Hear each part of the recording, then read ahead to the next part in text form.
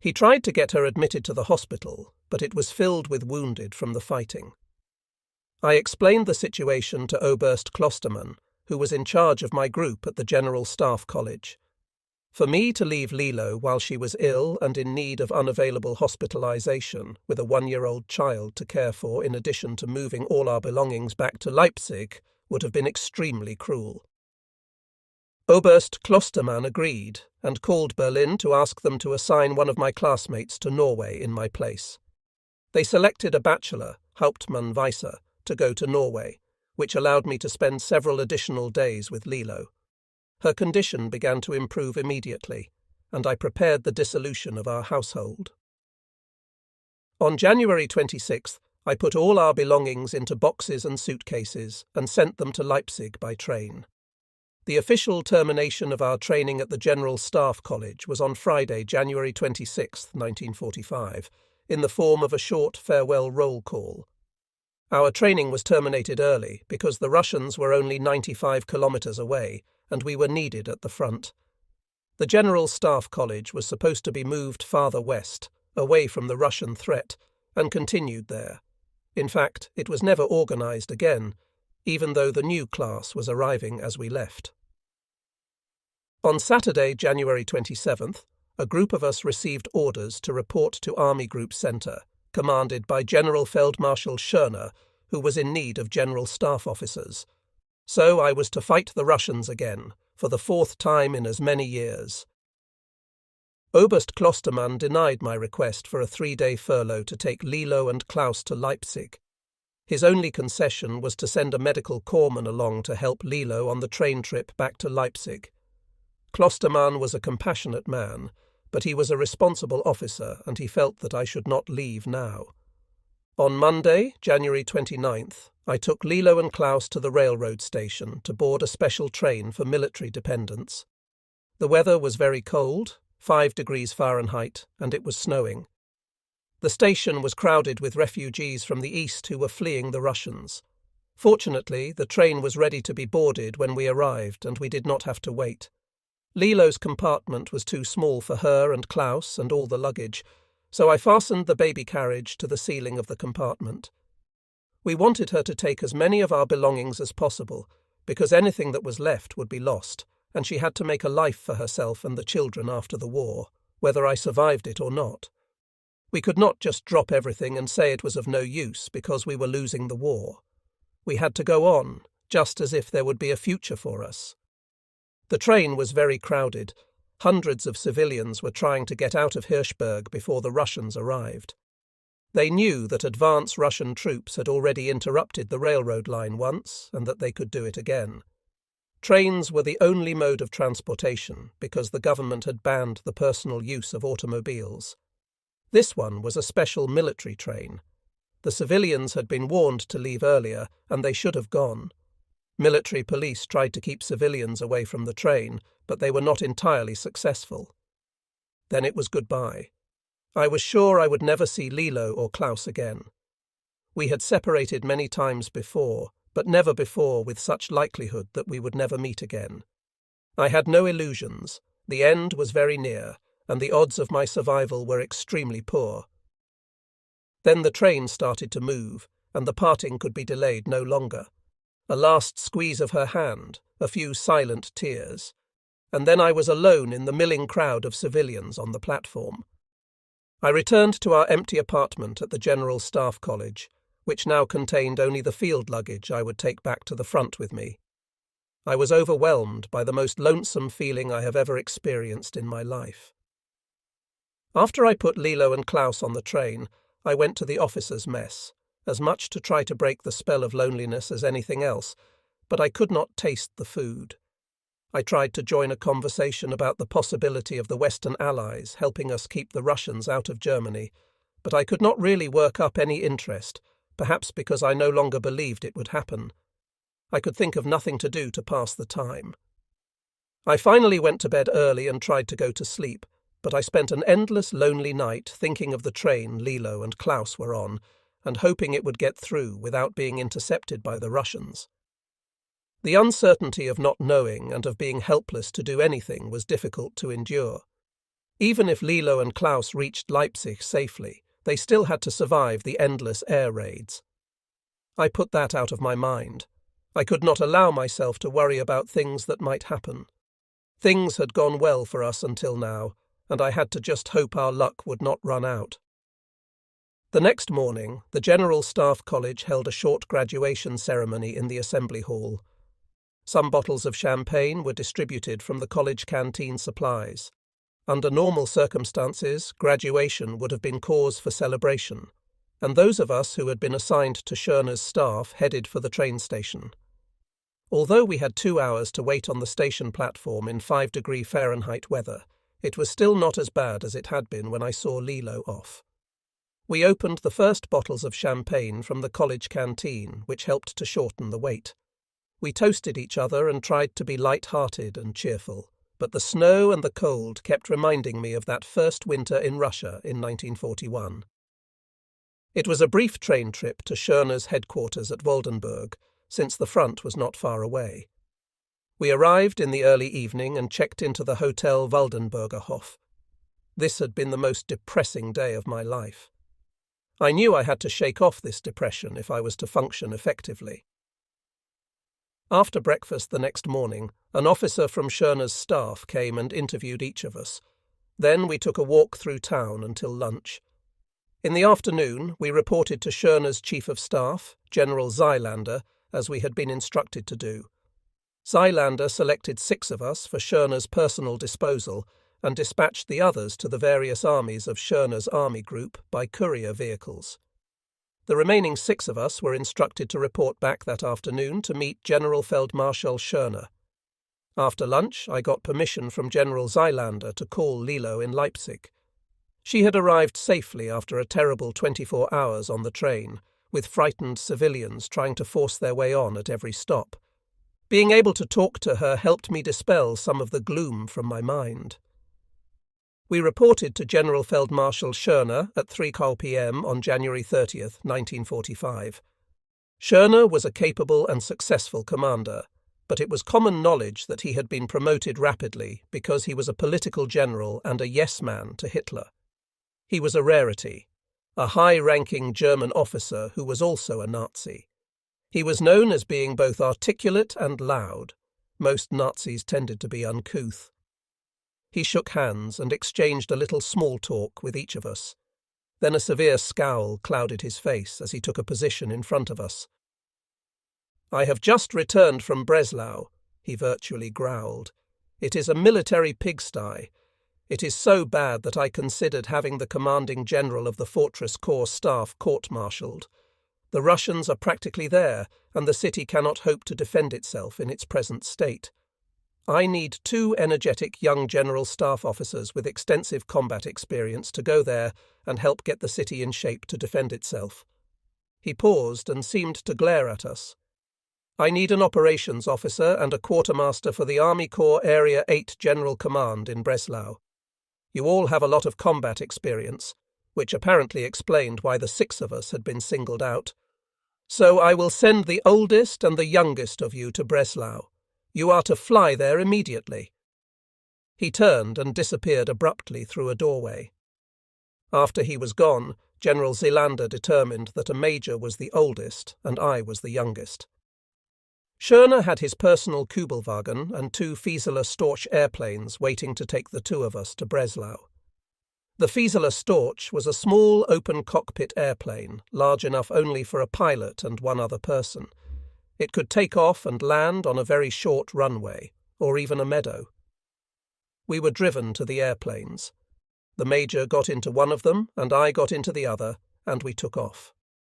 We flew low over the picturesque snow-covered landscape of Silesia, one airplane following the other. We landed at Gandau Airport near Breslau at 4 p.m. A short while later, an aide to the commanding general of the Army Corps Area 8 General Command arrived to get us. He was Hauptmann von Wallenberg, a young officer in his middle 20s. I got to know him well during the next weeks. He was from a wealthy noble family that had a large estate just outside of Breslau. We reported to the Chief of Staff in Breslau, General Major von Lossberg. The 39-year-old von Lossberg was a big man, about 6'2" and 200 pounds, with short-cropped brown hair and brown eyes that were bracketed by crow's feet at the outside corners.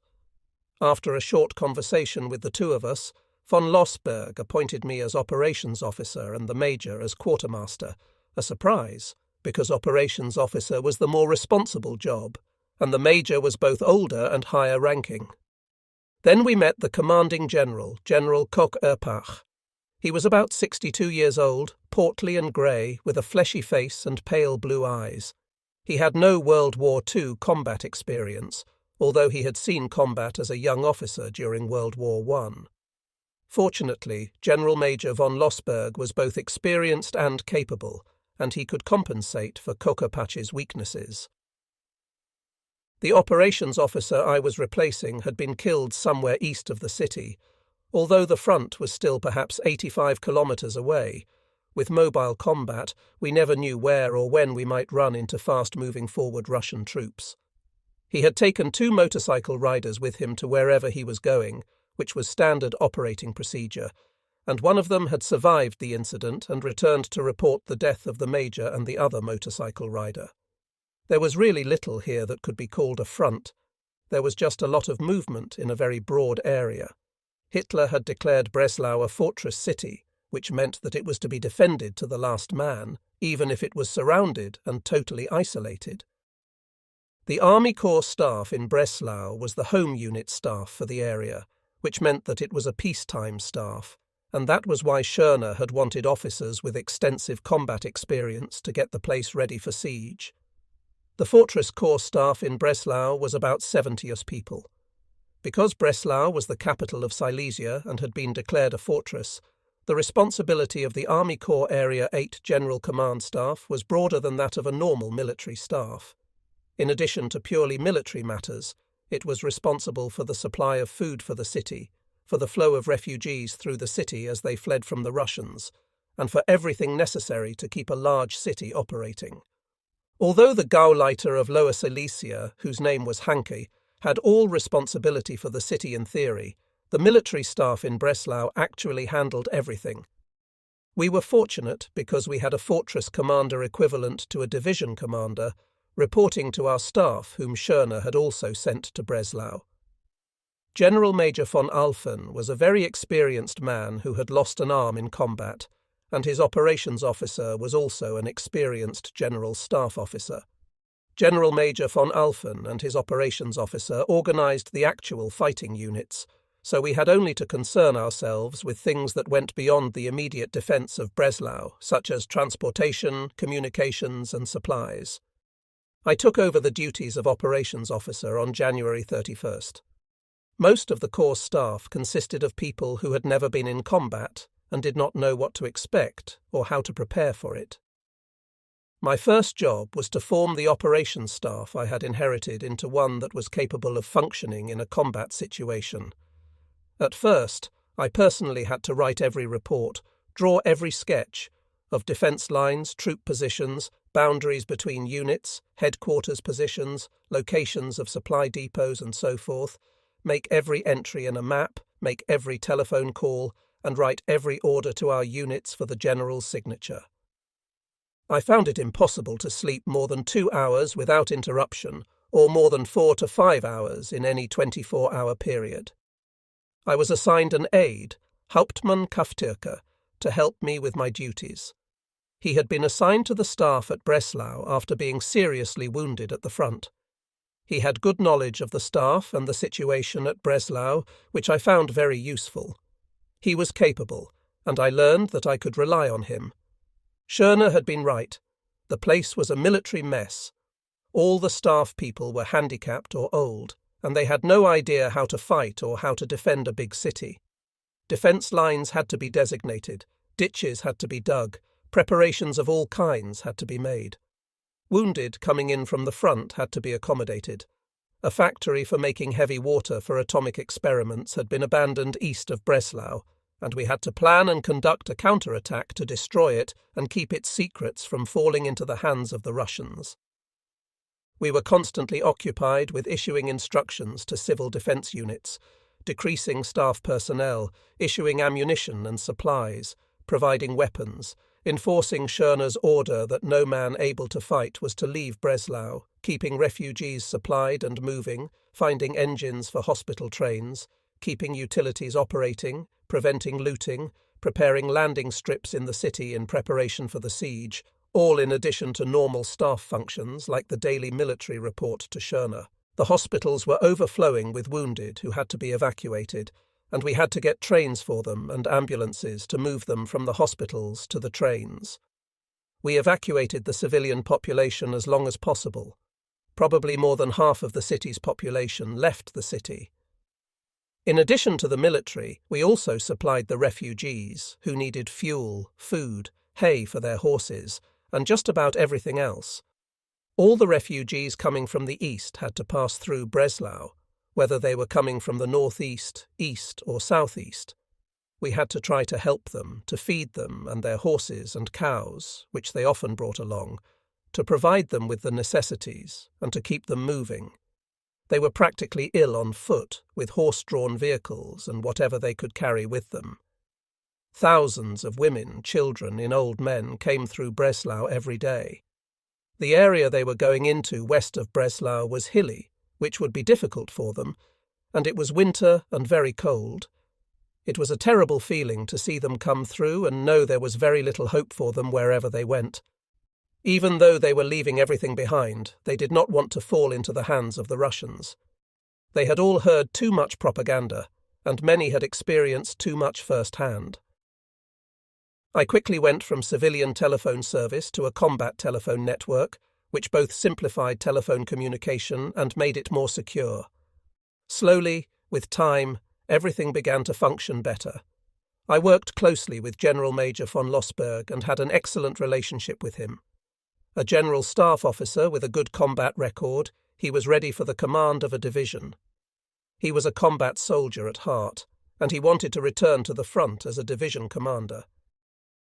He thought the government was stupid not to end the war on any terms, because the only possible result of continuing to fight was the destruction of Germany.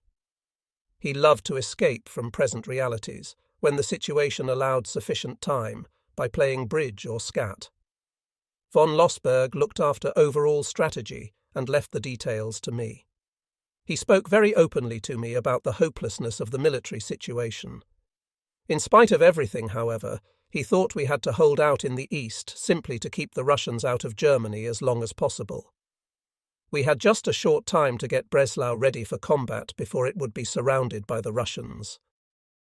Days went by. I could hardly leave my desk and telephone. Our only relaxation was the occasional game of cards. On February 8th, a classmate of mine at the General Staff College, Hauptmann Dagel, arrived as an observer from the Supreme Command of the 17th Army. Disguised as an intelligence officer, he was actually a spy for Schörner, a favourite trick of Schörner's. But Dagel was sensible, and I could really use him for productive work. He was likeable and unassuming, a very capable officer with a good service record and combat experience. One chore that Koch-Erpach and von Lossberg thought to be of utmost importance was a report to the Army Command that would prove that Fortress Breslau could not be defended with the present ammunition supplies for more than a few weeks after Russian encirclement. Also, the number of men who were in fighting trim would not be sufficient for a sustained defence. The purpose of this report was to obtain permission to evacuate Breslau in the event that it was in danger of being encircled. Of course, it was in vain, and our orders were to the contrary. The bridges were to be kept open for a possible German offensive across the Oder River. Somebody was living in a dream world. Only in case of extreme danger could the bridges be blown up. The only positive result of the report was a slight increase in weapons, ammunition, and perhaps also our departure by air out of the fortress later on. Together with General Major von Alphen and his staff, we got things into shape so that Schörner was finally satisfied. On about February 10th, the Russian offensive across the Oder River began south of Breslau near Grotkow, and in the northwest near Steinau. In front of the fortress itself, fairly insignificant combat activity continued at first, but our 609th Division soon became involved in heavy fighting and was pushed back almost to the southern suburbs of Breslau. On February 11th, the 7th Infantry Division, which had successfully completed the operation to retake and destroy the heavy water plant at Diehernfurth across the Oder River, sent their vehicles and baggage train into Breslau and pushed south through an enemy that was advancing toward Breslau from the west to form a new front in the area south of Kant. On February 12th, 2 Soviet forces closed the ring around Breslau at Domslau. With that, Breslau had become a fortress under siege. Communication to the Army Command was possible now only by radio or via an underground long-distance cable, which was not safe from wiretapping by the enemy. For important communications, therefore, we used only teletype messages from operations officer to operations officer. The Russian Air Force became more and more active. At noon one day, the first bomb burst in the centre of the courtyard of our headquarters, blowing all my windows inward. I had some cardboard put up for protection, but from then on my staff and I had to wear our overcoats constantly. I ordered the signals officer to prepare a contingency command post in the basement, because it was apparent that it would soon be too dangerous on the ground floor.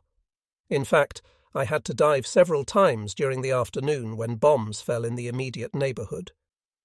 We prepared an offensive out of Breslau to be coordinated with an attack by the 24th Panzer Corps from the south, to open the road and the railroad near Domslau so we could get an ambulance train of wounded soldiers out of Breslau. The offensive was to begin on February 13th. On the evening of February 12th, I had to go to the 609th Division, whose headquarters was at a mansion south of the city. This was the first opportunity I'd had to get some real impression of the city of Breslau.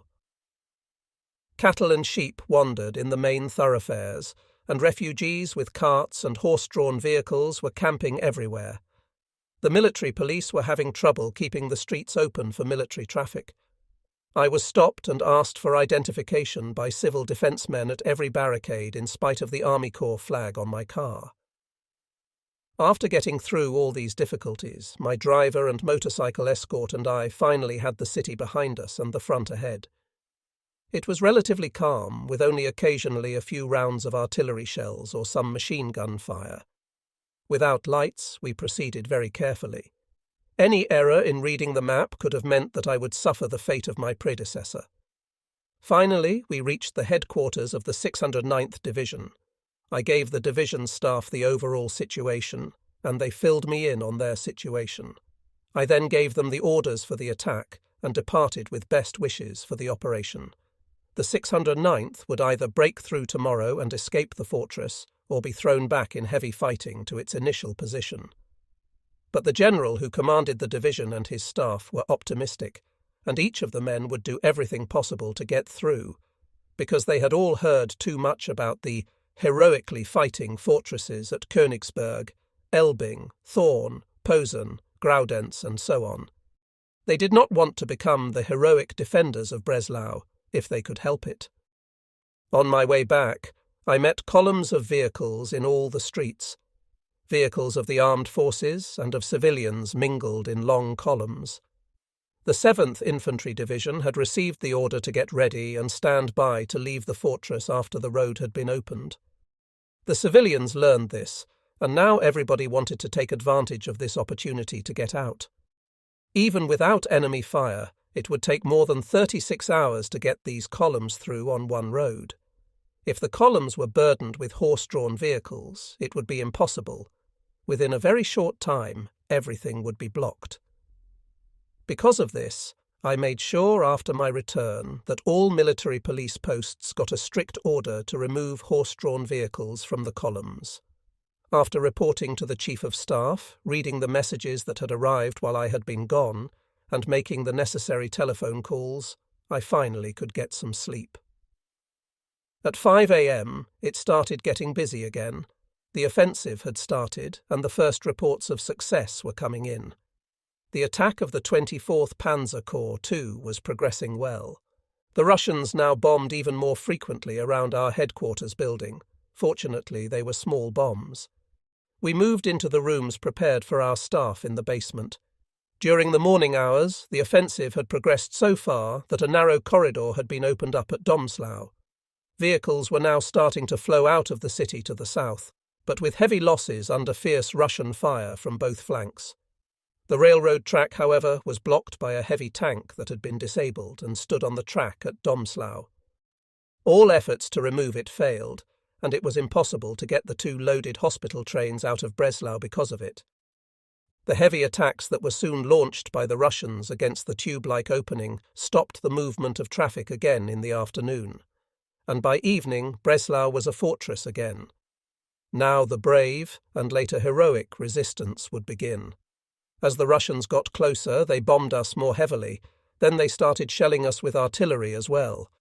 To defend Breslau, we had 2 combat divisions, plus the Volkssturm and the Hitler Youth. Although the Volkssturm and Hitler Youth were not trained troops, they could help. We could not use such people for offensive operations, but we could defend with them after a fashion, and because most of them were defending their homes, they would fight more fiercely than they might in another place. In Breslau, I got all the reports from the front, and I learned then what was likely to happen when the Russians took a town or a city. When we recaptured a city or town from the Russians, we usually discovered that wanton murder and rape had been the norm while they had been there. German officers were often simply shot, and even enlisted men were sometimes shot just to get them out of the way. The rules of civilized warfare did not exist on the Eastern Front, and the Russians were made even more savage by the exhortations of the Russian journalist Ilya Ehrenberg to exact from the Germans 2 eyes for an eye and a pool of blood for every drop of blood. One great advantage of being on the staff at Breslau was that I could talk to Lilo often. As Corps Operations Officer, I had unlimited access to the telephone. The Russians were probably not interested in cutting our telephone lines, as they were in cutting rail traffic, because they considered it a potential source of information. After I had been in Breslau about 2 weeks, Schörner decided that he needed a corps staff at the current front, which was now about 85 kilometers west of Breslau. Our purpose in being at Breslau had been fulfilled, and General Major von Alphen and his staff were charged with conducting the defence of Breslau, so our corps staff was ordered to leave Breslau and replace a corps staff that had been lost or decimated at the front. In the evening, von Lossberg, Kafurka and I celebrated the termination of our fortress existence with champagne and a game of skat. General Koch-Erpach apparently celebrated his departure from the fortress alone in his apartment, since we did not see him at all during the evening. The next morning, February 14th, we drove to General von Alphen's underground bunker. The city was an eerie sight. Streetcars were running in streets that were empty of people. Bursts of artillery fire exploded here and there.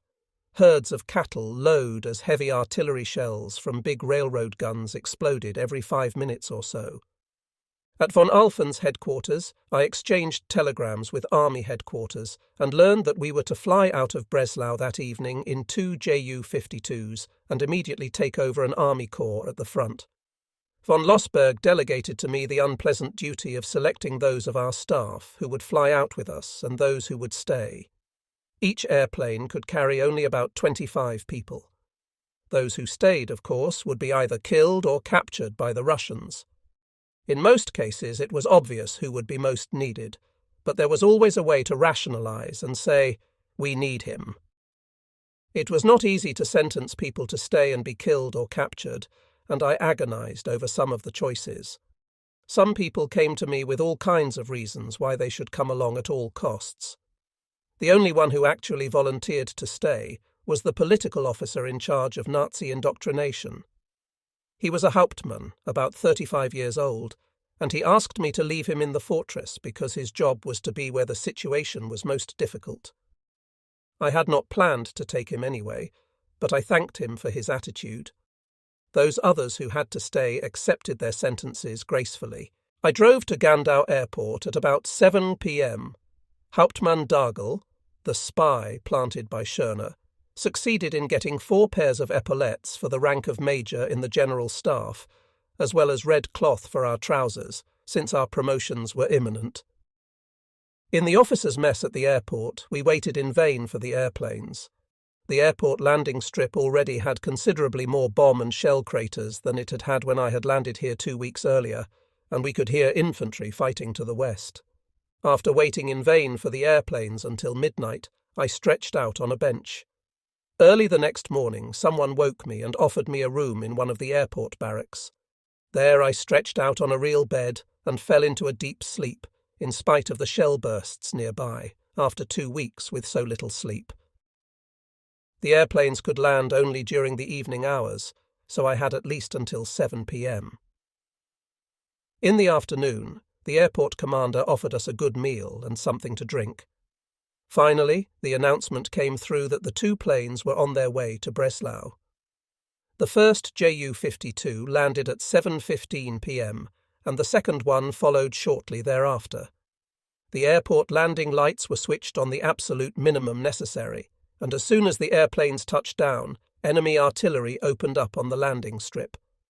The field was large, however, and the shelling did not come very close. The pilots were understandably in a hurry. The ammunition they had brought in was quickly unloaded, and our staff was loaded aboard.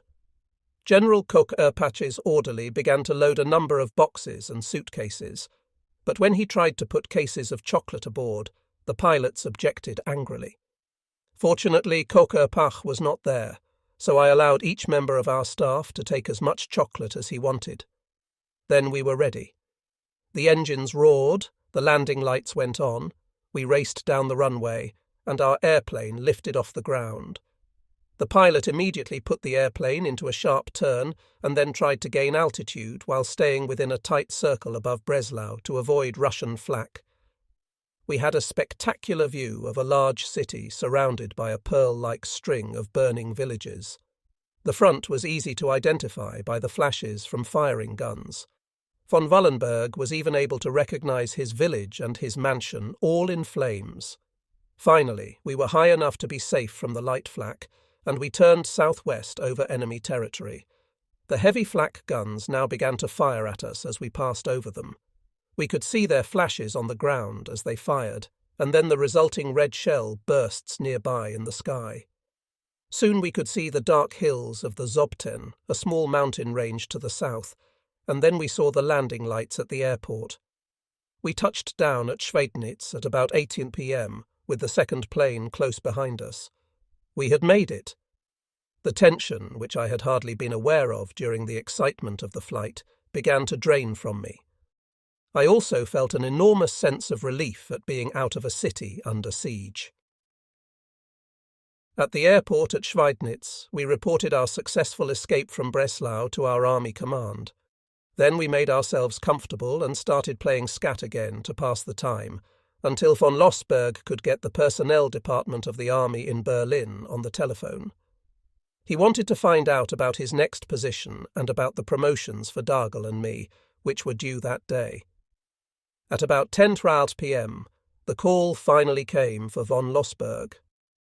When he hung up, he congratulated Daigle and me on our promotion to major in the general staff. We located a bottle of Martell at the airport and duly celebrated the event. My competence in the card game diminished considerably after that. Finally, after midnight, we fell into our beds in the Schweidnitzer Hof Hotel, but not before Dargel and I had given orders to our orderlies to have the new epaulets on our jackets by the next morning. The next day I had a lot of work to do to finish the war diary of Army Corps Area 8 General Command, which had to be submitted to our Army Command. At about 11 o'clock that night we drove to Salzbrunn, where the army had reserved a nice guest house for us, on roads that were crowded with refugees. Many of them had tired cows with them, which they were having to abandon. Fortunately for them, the weather was not as cold as it had been. It occurred to me as I watched them that I had seen the same scenes in Belgium and France and Russia, and that what was happening to Germany now was really no different from what we had done to those countries earlier. It had all seemed so detached then, when it was happening to others, but now that it was happening to my own people, it seemed very personal. Daigle, meanwhile, had sent our trousers to a tailor to have the red general staff stripes sewn on the sides of the legs. The tailor, who had never done such work before, demanded a pattern, and Koch Erpach was kind enough to lend us a pair of his pants for that purpose. The next morning, when my orderly returned from the tailor, we learned that the tailor had managed to do only one pair of pants during the night, and they belonged to me. Poor Dargel had to go another day without them, while I strutted about with the red stripes of a General Staff officer for the first time. General Koch Erpach and General Major von Lossberg reported to General Feldmarschall Schörner and were invited to dinner. Later in the evening we got together again, for von Lossberg's favourite activity, if he could not play bridge, was scat. I went to bed early. I had to store up sleep in advance for what might be in store for us when we took over a corps at the front. Here there was only one telephone in the house, and it was not near my bed. The next morning, February 17th, von Lossberg talked on the telephone with Schörner's Chief of Staff, General Zeelander. Instead of taking over a corps at the front, Koch Erpach and his personal staff were to take over the Army Corps Area General Command at Zwittau in the Sudetenland. Koch Erpach, almost in tears because he wanted a combat command instead of a home unit command, took his farewell of us and drove off with his aide, von Wallenberg, in Koch Erpach's white BMW sports car. Von Lossberg, Dargel and I were transferred to the officer reserve of the army, which at least meant a brief visit home, if not an actual furlough. Happy about that, we began another scat game.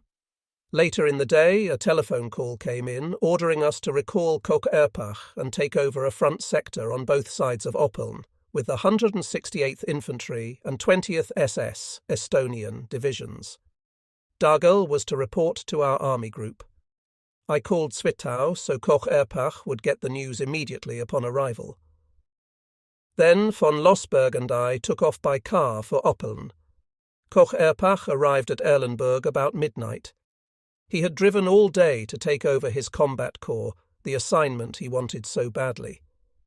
He need not have hurried, however, since it would be a few days before we would take over. We arrived on February 18th, but did not take over until February 23rd. General Seeler was supposed to refurbish his battered division, but the supply of men and equipment had been delayed. Thus we were able to get a little more rest. We were supposed to rebuild a complete corps staff by replacing the people we had not been able to take out of Breslau with us. We also had to get vehicles to make us mobile for field combat, because we had not been able to take any equipment out of Breslau. The front was quiet for the moment, while the Russians regrouped for their next offensive. Our section of the front was near Neisse. During this lull, I spent 1 or 2 hours each day with the current corps operations officer. I also drove around to get to know the area and the division commanders and operations officers. On February 23rd, we took over command of the corps, and I was chained to the telephone again. We now received the equipment and reinforcements we needed. Even without major action at the front, the days went by quickly. Regroupings, new formations, small combat missions, and visits by our army commander provided plenty of work and variety. The commanding general of our neighbouring corps, the 8th Corps, was General Hartmann, the ice-grey one, who as an Oberst had commanded my home-base 24th Artillery Regiment at Altenburg-Plauen and Jena before the war. I spent a pleasant evening at his headquarters after going there for liaison purposes. I also visited the neighbouring corps on our right in order to get acquainted. Otherwise, except for short walks, I could hardly get away from my desk. On March 10th, we were reassigned. Instead of being the leftmost corps of the 1st Panzer Army, we became the rightmost corps of the 17th Army. Our name was also changed from Fortress Corps Breslau to Corps Group Silesia for a short time, and then to 56th Panzer Corps. I drove to Neisse with General Koch Erpach to meet our new army commander, General Schulze, and to discuss the expected Russian offensive at Grotkow. As a result of this meeting, we regrouped and formed a stronger reserve. We also began construction of a defensive position southwest of the Tillowitz forest. For this work, as well as for occupying the position, we had only civil defence units. The local Nazi Party official delayed the evacuation of the civilian population, which we demanded again and again. Since General Major von Lossberg was too high-ranking to be the Chief of Staff of a corps, he was finally replaced on March 14th by Oberstleutnant I.G. von Duffing, who brought a Major Wolf with him as personnel officer. We celebrated von Lossberg's departure with one last card game, my last of the war. Oberstleutnant I.G. Theodor von Duffing was full of energy, hard-working and conscientious, and he had the political finesse a good chief of staff needed. He had most recently been assigned to the training department of the Supreme Command of the Army. Major Wolf, in his late 20s, was an infantry combat officer who had been relegated to staff work because of arthritis. We became good friends, probably because we had so much in common rank, age, and extensive combat experience. The Russian offensive began on March 15th with the usual artillery and aircraft bombardment. The main attack was at the Neisse River, where the Russian superiority in numbers, artillery and air support was overwhelming. In our corps sector, only the outermost left flank was immediately threatened, in the sector of an Estonian regiment. The first breaches of our line occurred during the afternoon, and the village of Münchberg changed hands several times. Other parts of our corps' front remained quiet, except for some reconnaissance activity. The main push was at the rightmost division of General Hartmann's 8th Corps, west of the Neisse River. The Russians reinforced in that sector, and soon they had pushed back our entire front there, and our left flank lost contact with the 8th Corps. The Russians also increased the pressure on our right flank, while everything remained fairly quiet at our front at the Oder River. A Luftwaffe fighter wing abandoned the airport at Lansdorf, and Koch-Erpach tried unsuccessfully to have the concentration camp at Lansdorf evacuated. The Russians pushed the 90th Corps back almost to Neisse on March 17th, and a Russian tank unit crossed the river and proceeded toward Zeitz. The Russian tanks, separated from our corps headquarters only 1.5 kilometers or so of wooded area, drove behind us to Zeitz, where they united with another Russian tank unit that had broken through from the south. With that, on March 17, 1945, we were surrounded. It was not a strong line behind us, however, and the Russian tanks were in a difficult situation themselves because they had German forces in front of and in back of them as well. I was glad von Duffing was there, because he had the diplomatic skill we needed to get orders that would allow us to retreat.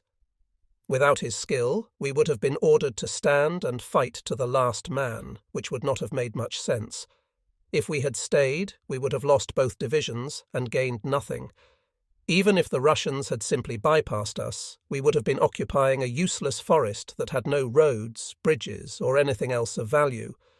We would have been just sitting there, and after a week or so we would have been without food or ammunition. The proper decision was to retreat and break through the Russian tanks at our rear, but army units could never get permission to do that because of Hitler's edict that the German army did not retreat. Von Duffing said we had to man a defence line that just happened to be behind us, and it worked. We relocated our corps headquarters in a forester's house in the Tillowitz forest and prepared a plan to break out of our encirclement. I took a motorcycle that had tank-type treads instead of a rear tyre and went to the headquarters of the 20th SS Division, with which we no longer had wire communication and whose situation was completely unknown to us. Arriving without enemy contact, I exchanged situations with the division commander, General Lieutenant Augsburger, and submitted the orders we had prepared for the breakout. Again, without interference from the enemy, I arrived back at our headquarters, where I learned that the 2 leftmost divisions of our neighbouring corps to the right had been put under our command for this operation, because they were surrounded with us. By staying put during the day and moving only at night, we hoped to get through the Russian lines behind us undetected. We did not know how strong the Russians behind us were, but we knew it was a tank force, and we knew that tanks could not fight well at night. We prepared and issued the necessary orders to our divisions, and at dawn I again mounted the tracked motorcycle, with the usual motorcycle escort, to find out how our movements from the Oder River front positions were progressing. I learned that everything was going according to plan. Then I visited the headquarters of the 2 divisions that had been transferred to our command for the breakout. They were under attack and very glad to receive the orders to pull out that I had brought them. We discussed the necessary details for the operation planned for the coming night. Then I returned to Corps headquarters, having to stop to take cover a few times because low-flying Russian fighter planes were firing into refugee columns on the roads. At 11:10 p.m., I drove to Erlenberg to alert the commander of an assault battalion quartered there that he was to provide protection for the Corps staff.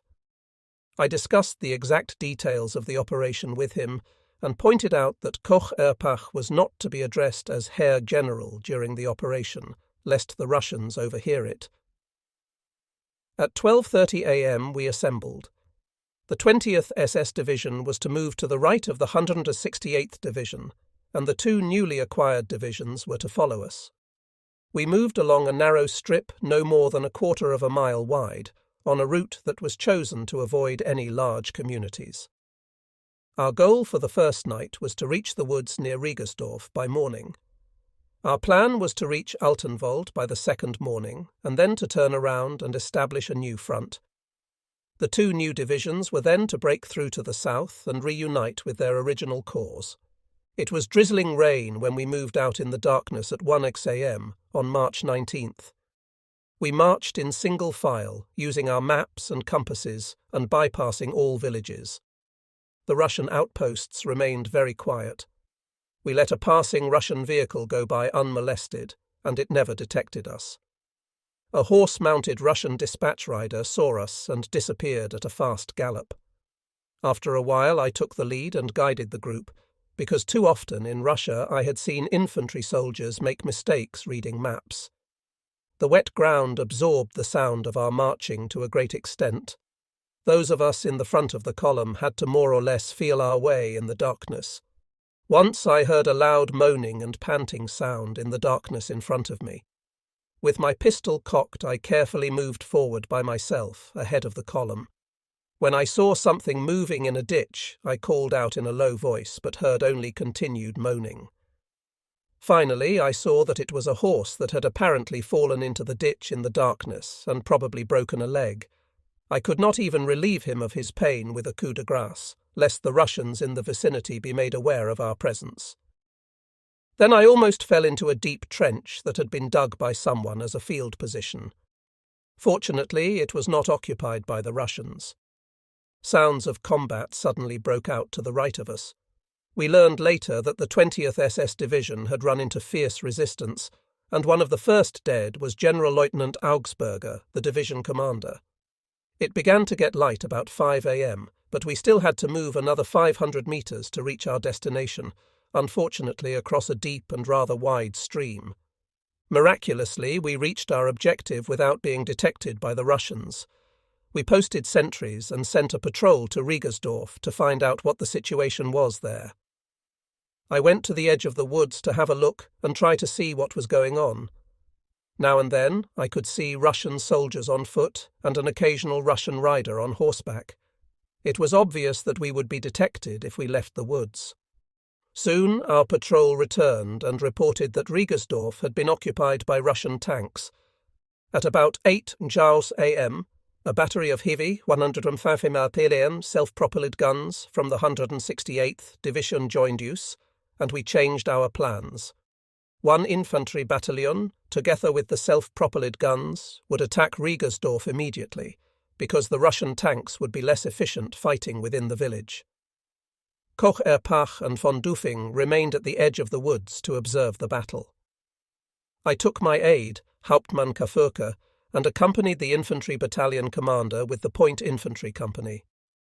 One of our self-propelled guns destroyed a Russian tank at the entrance to the village, and the other Russian tanks, which were dispersed all over the village, disappeared toward the west. A second Russian tank was hit and slid into a ditch half on its side, and its crew got out and ran. We proceeded to the centre of the village, where we were stopped at a church. The Russian tanks had not left the area, but had taken position on a hill south of the village, at a safe distance, from where they now opened fire on our part of the village. Unfortunately, our battery of self-propelled artillery had rushed at full speed on through the village and gone on to break through to the German lines, and we no longer had their protection. The Russian tanks were consequently shelling every house now, causing a lot of casualties. When we spotted a company of Russian infantry approaching from the north, I ordered the commander of our assault battalion to secure and hold the part of the village we had gained. Some of his men panicked, however, and started to run away directly toward the Russian tanks. I pulled my pistol and fired several shots into the air. This stopped some, but not all of them, so I shouted at them that the east edge of the village was occupied by the Russians, which might not have been true, but it got the attention of those who had not stopped when I fired my pistol. Now everybody settled down and dug in, and we held the village until evening. I returned and reported to Kocher-Pach, who decided to wait until nightfall and once more try to sneak through in the dark. To our left, in the area of the 168th Infantry Division, we could hear the sounds of heavy combat, but we were not able to establish radio contact. Our little piece of the woods was circled several times by a Russian tank, but we left it alone because to fire at it would have given our hiding place away and would probably have drawn a whole pack of tanks down on us. I remembered the Russians who had tried to break out of encirclement through my battery during the invasion of Russia in 1941, and I realized now how they must have felt.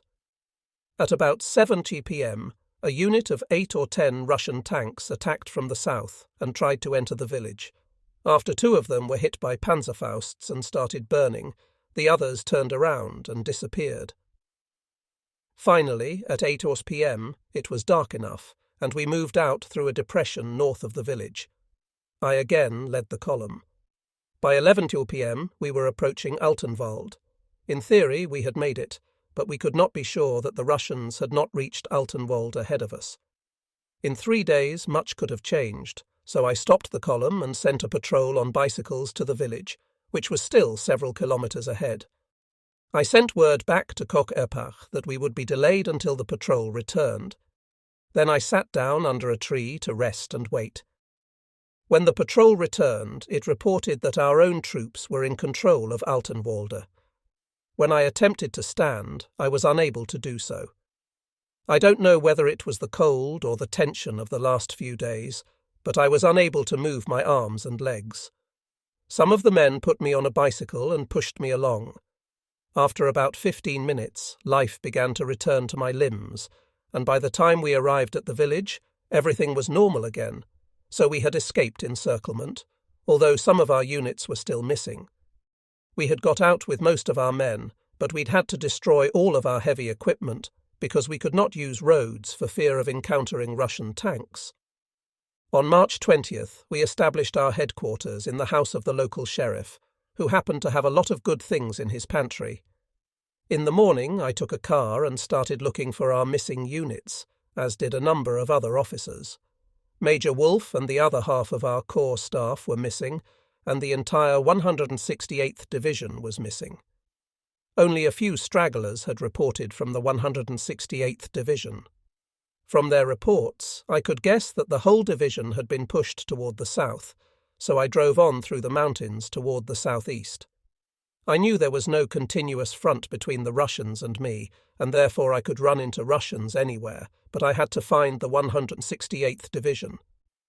Finally, after a long search, I found some men and officers of the division. After a lot of asking for directions, I finally found division headquarters in a village. When I entered the headquarters of the 168th Division, General Major Schmidt-Hammer looked at me with a bewildered expression. "You are alive!" he exclaimed. "You are supposed to be dead!" The news had circulated through the 168th Division that the Corps Operations Officer had been killed by a direct hit in a fight with tanks. I learned that the 168th had got through with 80% of its men, 70% of its off-road vehicles and arms, and even 20% of its other vehicles. This was, to me, a much better outcome than if the entire corps had perished in the Tillowitz forest heroically fighting. I felt certain that Schörner would be happy we had been able to save the 4 divisions of infantry, even though we had lost practically all our equipment except small arms. I left orders for the 168th to make contact with what remained of the 20th SS Division by means of reconnaissance screens, searching a large area with many small patrols. Then I returned to Corps headquarters. In the meantime, Major Wolf had arrived with the rest of our staff. Their experience had been similar to ours. I learned that the 20th SS Division was in our intended front-line position, but in a weakened state after suffering heavy casualties. Their combat capability had been further weakened by the death of General-Lieutenant Augsburger, their popular and respected division commander.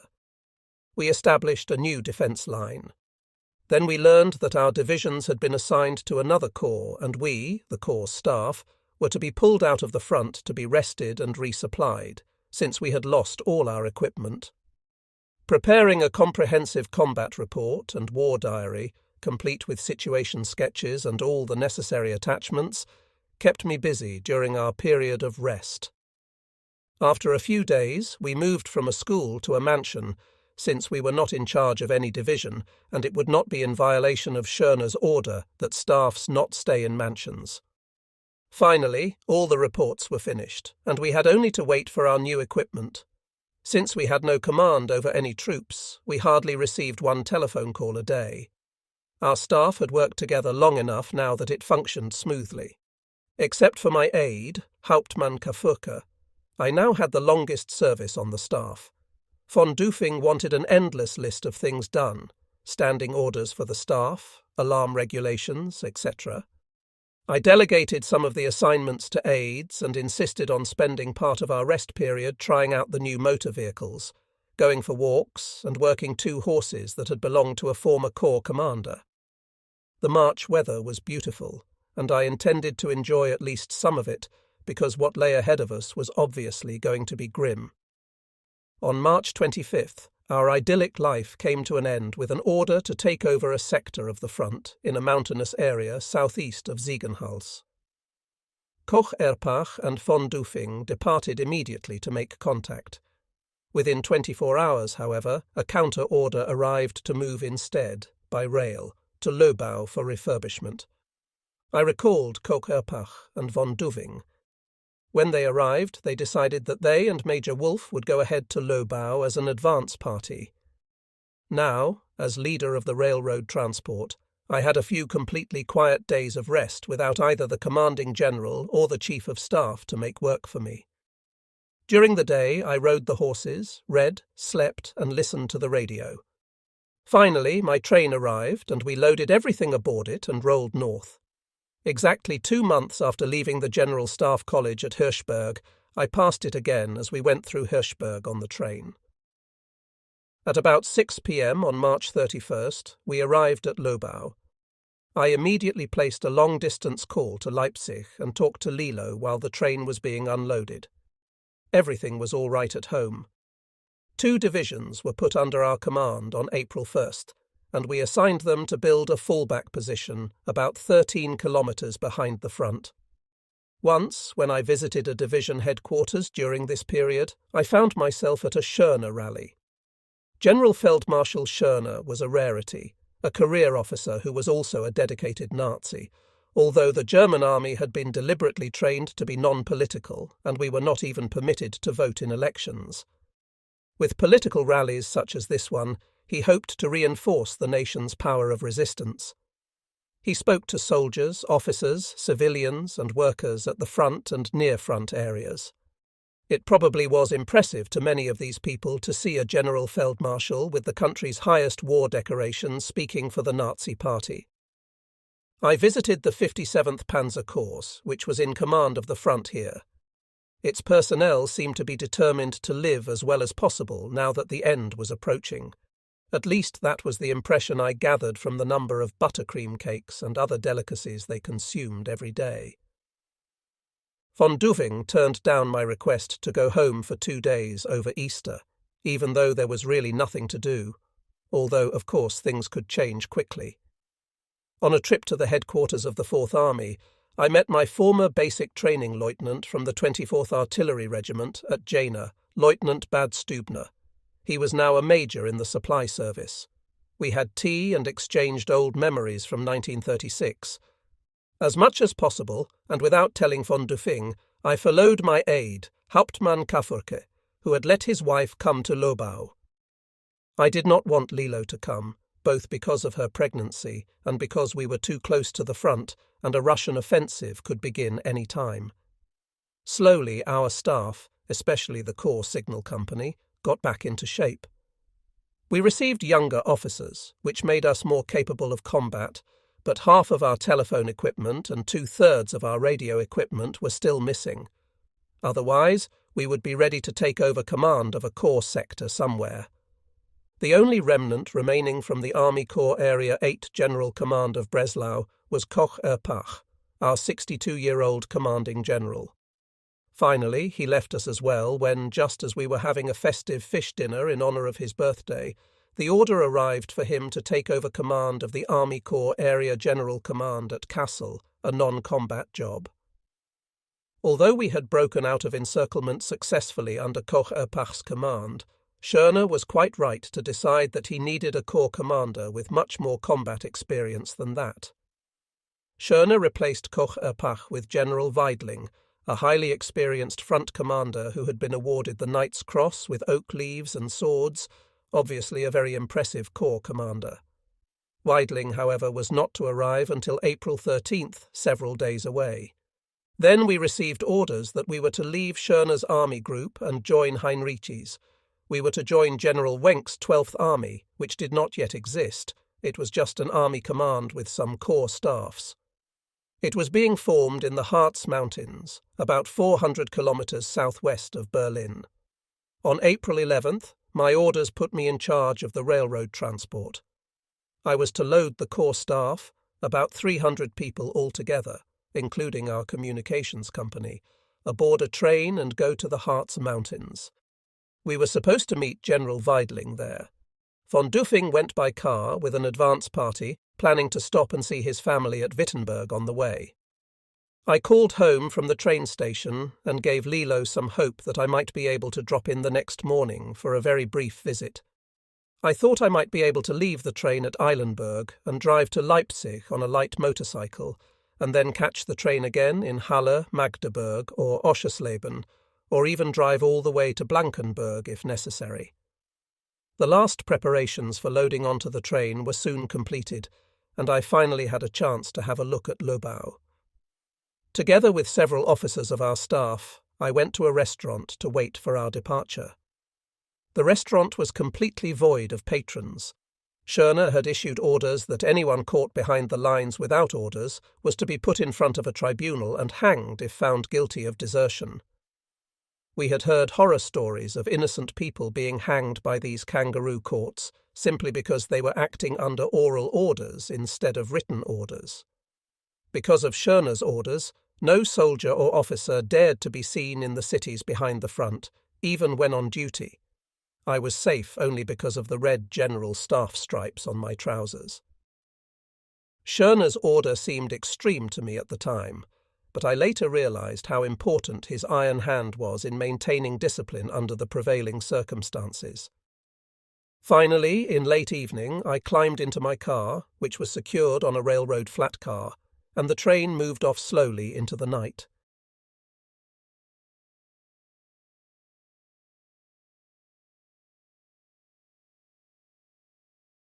It was dusk as our airplane that was to deliver me to a Soviet prison camp approached Moscow. I could not help remembering, as I looked at the city from the air, how tantalizingly close we had come to capturing it in December 1941. I remembered thinking when I was wounded just outside of Moscow that I would miss the victory parade in front of the Kremlin. How ironic that thought seemed now.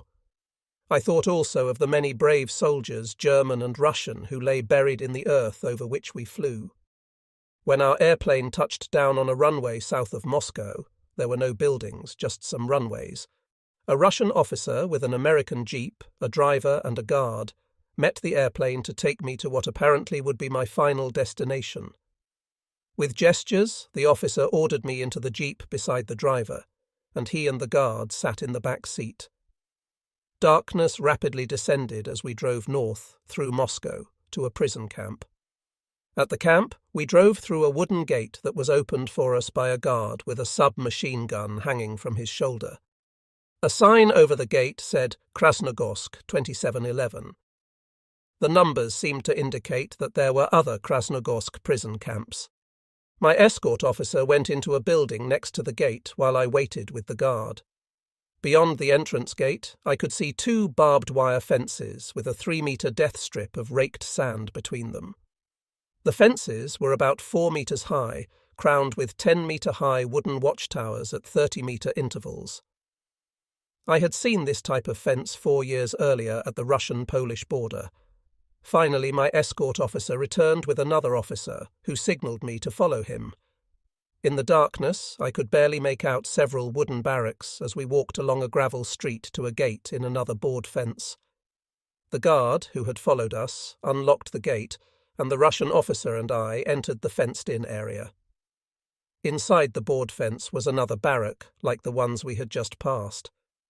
The Russian officer led me into it and pointed at an empty bunk, which I interpreted as an invitation to settle down there.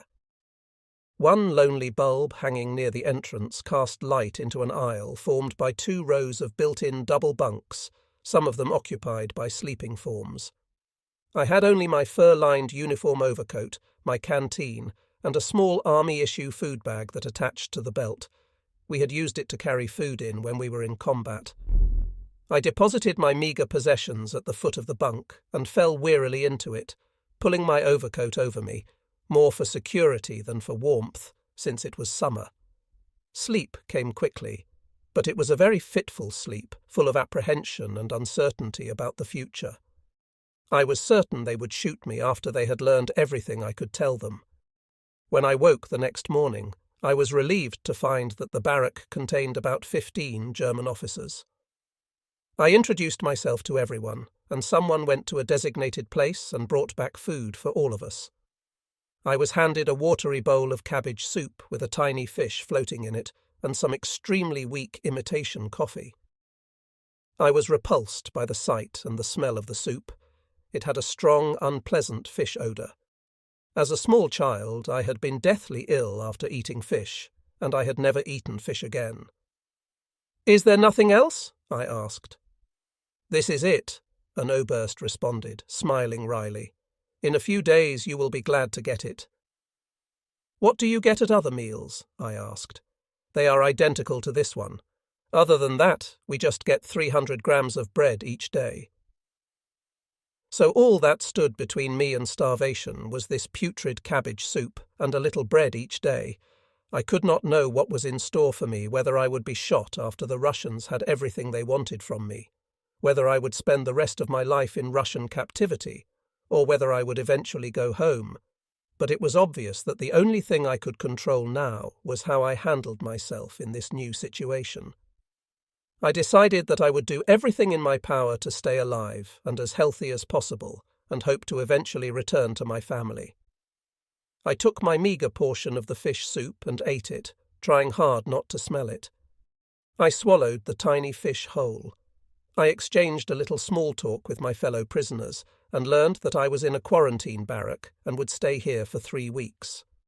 All of the other people in the barrack were senior officers, majors, Oberstleutnants and Obersts, except for one Oberleutnant. His name was Kurt von Berkersrode, and I'd had a von Berkersrode in my regiment when I was stationed at Plauen. "He is my older brother, Friedrich," the Oberleutnant told me when I asked. "He is in the main camp here, according to the Russians, and they are bringing me here from a labour camp to join him. I do not know why they are being so kind, but I am more than happy to take advantage of it." The younger von Berkersrode was perhaps 23 years old and very thin, almost emaciated. It was good to know that I would have at least one acquaintance in the main camp. I had not known the older von Berkersrode well, since he had been at Altenburg and I had been at Plauen, but I remembered him from the meetings of all regiment officers. After breakfast, I wandered outside the barrack, where the bright June sun made the world look cheerful in spite of my unhappy circumstances. The quarantine barrack was the only thing inside the board fence that surrounded it. I could not see very much of the rest of the camp. I noticed an older man tending some flowers that had been planted beside the fence. He wore Bavarian short leather pants and the traditional Bavarian hat, complete with feather. He looked vaguely familiar to me, and then I realized that it was General Feldmarschall Schörner in civilian clothes. He stopped what he was doing and looked at me for a moment, then said, "Don't I know you?" "Jawohl, Herr General Feldmarschall," I responded. "You sent me to Breslau in January to help get it ready for siege." "Yes, Breslau," he said, nodding. "I remember. Were you captured there?" "No, I surrendered in Berlin. I was operations officer of the 56th Panzer Corps under General Weidling." "Oh, yes," he said. "Well, the Russians did not capture me.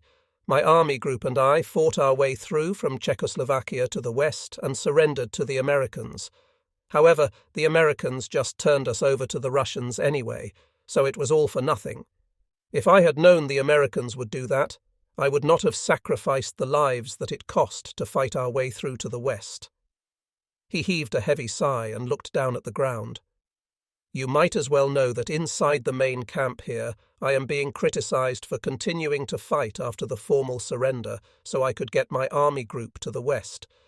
They are saying that I sacrificed German lives unnecessarily. In view of what eventually happened, of course, they are right." It seemed important to him that I understand his motives for continuing to fight after the surrender. He said he had also wanted to give German civilians a chance to get to the west, and many civilians had in fact escaped the Russians with his army group. Schörner was known to German soldiers as the hangman because of his order during the fighting at the end that any soldier found behind the lines without proper orders to be there should be court-martialed and hanged if found guilty of desertion. The Russians must have resented Schörner's continuing to fight and kill Russian soldiers after the surrender, and his taking his army group to the west to surrender, but they apparently were giving him special treatment for some reason. They kept him in the relatively spacious prison camp instead of in a cramped cell at Lubyanka or Butyrka prison, where they kept other high-ranking German generals. For the rest of my 3 weeks in the quarantine barrack, I saw very little of Schörner, which led me to believe that he must have a room of his own somewhere. Some of the other prisoners in the quarantine barrack had been in other prison camps, and I learned from them a little about life in Russian captivity. "Be thankful you are here," the younger von Berkersrode told me. "At the labour camp I was in, the Russians routinely starved and worked German prisoners to death." His description of the labour camps did not paint a pretty picture. The depression that takes over the human soul in a climate with 4 months of darkness, the 16-hour workdays and 7-day work weeks, the physical weakness that comes with being overworked on an inadequate diet, the brutality of the Russian guards. He told of gold crowns being broken off the teeth of live German prisoners by the Russian guards, of having to carry the dead out of the camp in wheelbarrows and bury them without ceremony. In the following days, whenever I found myself getting depressed about my situation, I would seek out Berkersrode and find some solace in the fact that I was here rather than in the hellish labour camps he described so vividly. During the 3 weeks I was in quarantine, our number remained steady at about 15, although people would be released into the main camp and others would arrive, usually from Germany, but occasionally from another prison camp.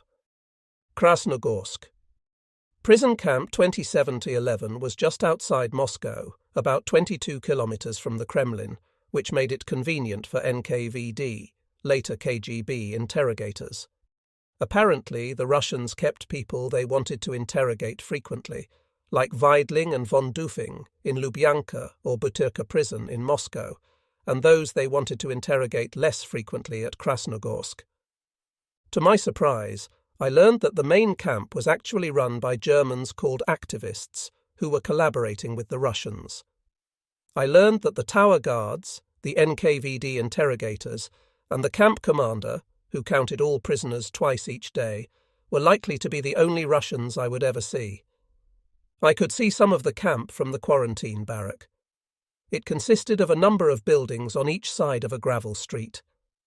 Although most of the buildings were barracks, others included an administration building, a large assembly hall that I later learned was used for propaganda films and events, a latrine, a bathhouse, a small dispensary, a kitchen, and a laundry. The camp was surrounded by the barbed wire fences I had seen on my arrival, the strands of which were so close together that nothing could get between them. The death strip between the two fences was lighted with floodlights at night and kept raked so that a footprint would show clearly.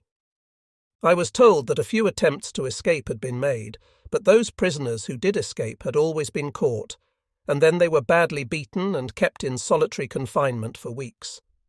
Even if a prisoner succeeded in getting out of the camp, he would be over 1,000 kilometers from another country. I later heard that some German prisoners had escaped from other camps and had actually got out of Russia. One was supposedly a German doctor who escaped with the help of a female Russian doctor. The story was that she did all the talking and he played deaf and dumb. I suspected that this story was just a fantasy kept alive by desperate prisoners. The days passed slowly in the quarantine barrack. We shared our stories with one another, but 15 stories are not long in the telling. We could walk around the barrack, but the fence was no more than 5 meters from the building, so our walking route was cramped and provided little outlet for the tension of being inactive and captive. Oberleutnant von Birkersroda revelled in being able to get enough sleep, which he had apparently not been able to do since surrendering at Stalingrad 2.5 years ago. But for me, it was difficult to go suddenly from a life of constant action, of helping to command divisions, to a life of absolute inactivity, without a say in even something as insignificant as when I would eat. Time, of which there had never previously been enough, seemed suddenly to be the only commodity remaining in my life. I found it difficult to believe how slowly it passed, and the more conscious I was of it, the more its passage seemed to slow. Inactivity and restlessness were obviously enemies I would have to conquer. As bad as the food was, and it never varied in quality or quantity, mealtimes were at least events that helped break up the day. Hunger was a serious factor we all had to deal with from our first day in captivity. Each of us was left immersed in his own thoughts most of the time. Lilo and Klaus and our unborn child were always on my mind. I could not know whether they had survived the war, but my mother had told me on the telephone that the Americans were taking Leipzig instead of the Russians, and I tried to focus on that fact. It meant that their chances were good. But even if they had survived, how would they live? I tried hard to put them out of my mind, but I could not. Losing the war also preyed on my mind. Being captured had always been a real possibility for all of us, but surrendering our country... I felt stunned now, almost as if I were in someone else's bad dream. The war had shattered my life and left only a deep void. Home and a normal life were things I would probably never know again. I had to learn to adjust to our total defeat and my status as a prisoner of the Russians. It was a feeling of complete desperation. Germany was divided both geographically and ideologically, and it was unlikely ever to exist again as a whole nation. I spent much of those first 3 weeks going over Germany's experience of the previous 6 years. Where had we gone so wrong? I felt that Germany's claim to the Rhineland, the Sudetenland, and the Polish corridor had been justified because they had been taken away from us at the end of World War I by the Treaty of Versailles. Hitler annexed Austria as a result of a plebiscite by the Austrian people. I felt that our invasion of France had been justified because France had declared war on us. Belgium, Luxembourg, and the Netherlands had not declared war on us, however, and yet we had gone through those countries to get to France. Occupying them had been just a matter of convenience. Obviously, in retrospect, that was wrong. We had done it during World War I, and we automatically did it again, and perhaps because we did it the first time, it seemed acceptable when we did it again. We had needed Norway for its raw materials and to protect our northern flank from England, But now that I had time to consider our actions, I had to concede that we had no right to invade and occupy Norway. It was only now beginning to dawn on me that our treatment of other nations had been arrogant, and that the only justification we had felt necessary was our own need. As for the Soviet Union, we had hated the concept of communism, and felt that the Soviet government was cruelly subjugating the Soviet people. But that hardly gave us the right to violate their sovereignty. Of course, we were not just fighting communism. The concept of Lebensraum, or living space, would have been our justification for annexing Ukraine for its food-producing capability and the Caucasus for its oil reserves. We had operated under a might makes right theory. As these things all went through my mind, I began to realize that I should have thought them through at the time of their occurrence, but I was a soldier, and a soldier does not question the orders of his superiors. I had unquestioningly accepted the brutal philosophy that might makes right. The arrogance of our national behaviour had not even occurred to me at the time. Although such blind obedience was probably the only military way to keep soldiers focused on the task at hand, the realization that I had allowed myself to become a non-thinking cog in Hitler's military machine depressed me now. What had begun, at least in our minds, as an effort to correct the injustices of the Treaty of Versailles had escalated far beyond anything that any of us could have imagined.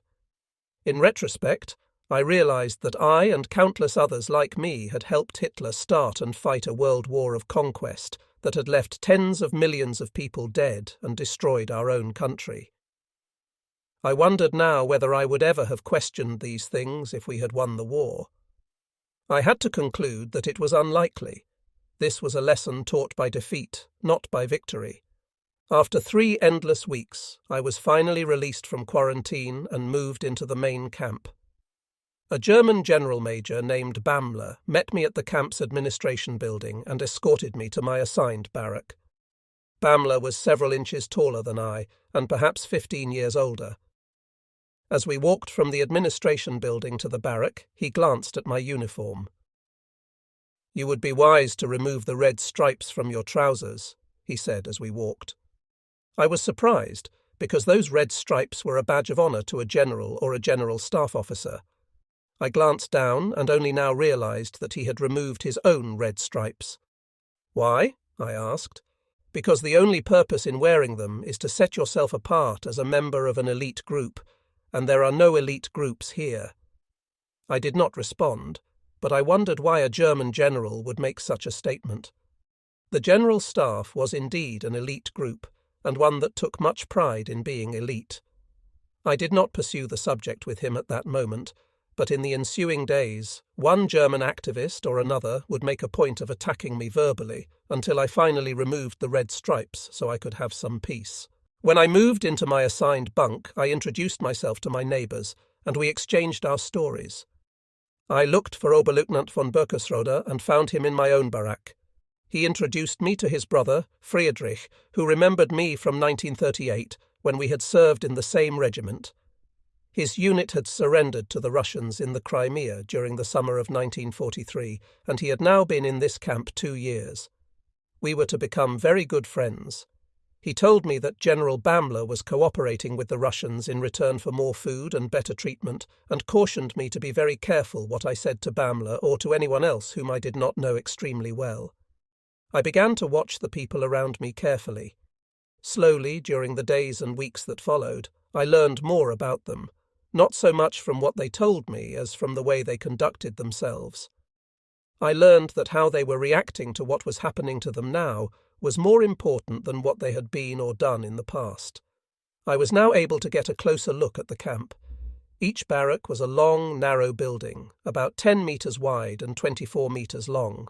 2 aisles ran through each barrack, with a row of bunks on each side of each aisle, and wood-burning stoves at opposite ends of each aisle, although the stoves were not being used in June. In one corner of each barrack was a separate small room for the German activist who was supervising the barrack for the Russians. We slept on board bunks that were in 3 tiers. The bunks were built for 2 men, but at times over the years we were so crowded that 6 men had to sleep in a space built for 2. When that happened, we could not turn over at night unless we all turned over at the same time. We had straw bags for mattresses. The German army used the same kind of straw bag mattresses, but ours were fuller. A small, crude table and a window separated each set of bunks. The tables had no chairs, but we could sit on the lower tier of bunks. The barracks were dimly lit, with only 4 electric bulbs hanging from the ceiling, 2 over each aisle. The first order of business each day at 6 a.m. was to be counted. The Russian camp commander, the equivalent of a Hauptmann, counted us twice a day, accompanied by a non-commissioned officer. He would say, in Russian, "Prisoners of war, good morning," and we had to answer, also in Russian, "Good morning." Then he counted us. If the number came out right at each barrack, we could go to breakfast. If not, he would count us again. The Hauptmann was a stocky, peasant-looking type of person, sort of a Nikita Khrushchev without intelligence. The Russians must have put their least capable officers in charge of the prison camps, because most of them were really dumb, sometimes even. Counting on their fingers. They surely had people with more intelligence than that. In the summer, we were counted outside in the camp street. We stood in military formation, in rows of 3, in front of our barracks, and the camp commander would come through with a small wooden board, count us, and write the number on the board. No effort was made to identify us. Then he would do the same with the other barracks. In the winter, we stayed in the barracks for counting if it was unbearably cold outside. Sometimes the counting was fast, and sometimes it took up to an hour. If there was an announcement to be made, the camp commander would make it in Russian after completing the count, and then a Russian-speaking German activist would translate. An activist would then read us the news the Russians wanted us to have slanted and carefully edited bulletins that were of value to us only if we read between the lines. Sometimes the news they gave us would inadvertently indicate that they were having trouble with the Western nations. When their relationship with the West deteriorated, their treatment of us deteriorated.